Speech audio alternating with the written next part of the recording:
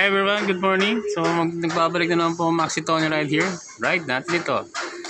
So mga ka-Tony, short video lang to mga ka-Tony. So meron lang akong i-share sa inyo. Meron akong biniling yung pangsabit or pang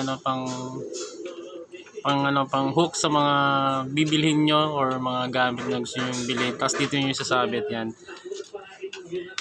Ayan, binili ko lang to sa TikTok mga ka-Tony. Ayan. Mura lang to mga ka-Tony, nasa 95 pesos lang ito. Yan. Ayan, matibay siya, oh, ganito. Solid, legit yung yung ganda ng ngayon ko lang nakita to sa TikTok. So, ilalagay ko yung link dito kung saan ko siya binili. Ayan. Ayan, kulay pula. Kasi pula kasi yung motor natin. So, binagay ko sa kulay pula. Ayan mga ka-Tony. Madali lang install to. So, ito Allen wrench lang to, yung pinaka-itim. Yung pinaka dulo.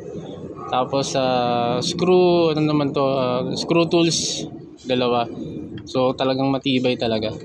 Kahit anong ilagay niyo diyan, bigat or kahit maraming i-hook niyo dito, hindi matatanggal, matibay. So, ayan mga ka-Tony. Ito, ilalagay ko na rin yung description dito, ano tawag dito, tapos yung link sa TikTok.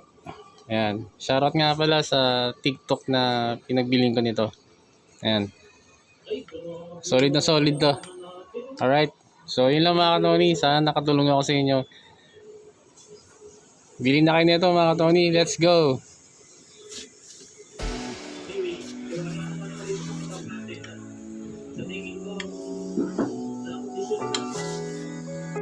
Hi everyone mga ka-Tony, so update lang. So sorry po, hindi po pala sa TikTok ko binili yung hook motorcycle, yung pangsabi sa mga gamit. Sa ko pala binili sa Shopee. Yan. So ito yung link.